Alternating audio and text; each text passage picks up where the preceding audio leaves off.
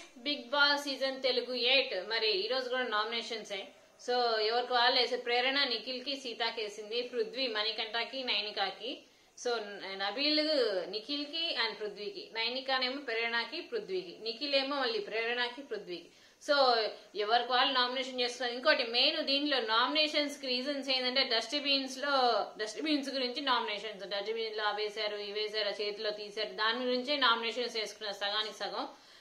ఎందుకనే సో తప్ప ఇవి యొక్క అంటే ఈ సెకండ్ వీక్ లో ఈ నామినేషన్స్ సో తప్ప ఏం లేదు సెకండ్ డే.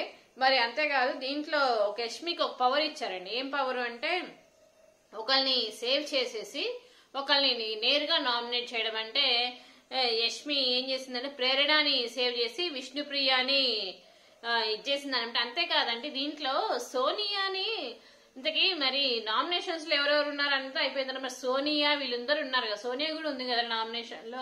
నువ్వు ఎందుకు నామినేషన్ లో పేరు చెప్పలేదు? మరి సోనియా అంటుంది నిఖిల్ తో, ఏమంటుంది?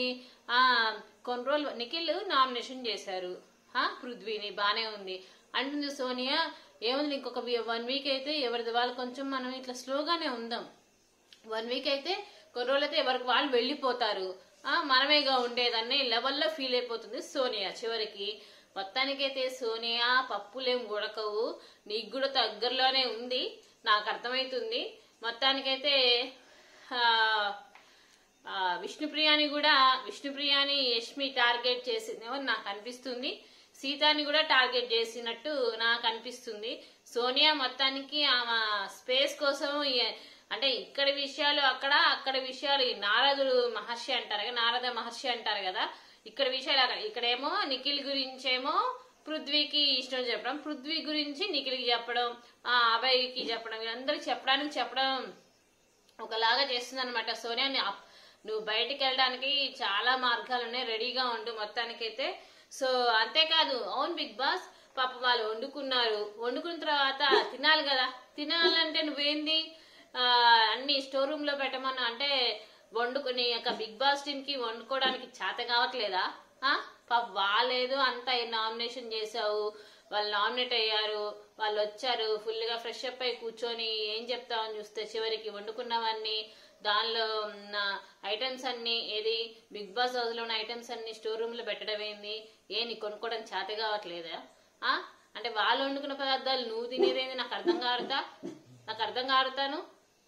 సర్లే మొత్తానికి ఏదో పాప 2 ముద్దలు తిన్నావు, జాయిగా వాళ్ళకి పంపించేసే. చివరికి వాళ్ళ ఐటమ్స్ వండుకున్నారు హౌస్ లో ఉన్న మెంబర్స్ అందరూ, వాళ్ళు వండుకున్న ఐటమ్స్ తిరిగి పంపించేసారు. నువ్వేం తినక కావాలని వండుకో, కాదు హోటల్ తెచ్చుకో.